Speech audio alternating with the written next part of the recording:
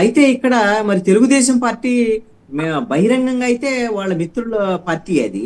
కాబట్టి కిరణ్ రాయల మీద నేరుగా ఏమి చేయకపోవచ్చు, కానీ కిరణ్ రాయలకు సంబంధించినటువంటి విషయాల్లో తెలుగుదేశం పార్టీ కూడా ఇటీవల కాలంలో అయితే నారా లోకేష్ అదే విధంగా పవన్ కళ్యాణ్ మధ్య ఈ డిప్యూటీ సీఎం వివాదం వచ్చినప్పుడు కిరణ్ రాయల్ ఎక్కువ వాయిస్ రైజ్ చేశాడు.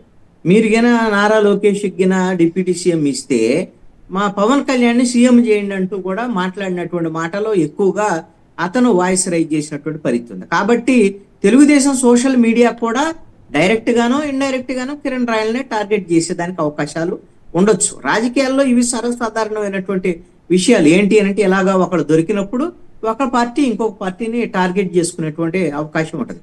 కానీ ఇది ప్రజలకు సంబంధించినటువంటి కోణంలో ఇది పెద్దగా చర్చించేటువంటి అవసరం గాని అంశం గాని కాదు అనేటువంటి. అంటే దీని వెనకాల ఒకటండి పొలిటికల్ మోటివ్, పూర్తిగా పొలిటికల్ మోటివ్ ఉంది. అంటే వైసీపీ ప్రత్యక్షంగా, తెలుగుదేశం పరోక్షంగా అయితే దీన్ని ఈ అంశాన్ని తమకు అనుకూలంగా మార్చుకునే ప్రయత్నాలు అయితే చేస్తూనే ఉన్నాయి, అందులో డౌట్ ఏం లేదు. ఇక్కడ మోటివ్ అనేటువంటిది ఏముంటది, అసలు ఘటనే లేదనుకోండి. ఘటనే లేనప్పుడు వైసీపీ వాళ్ళు ఏం చేస్తారు, తెలుగుదేశం వాళ్ళు ఏం చేస్తారు?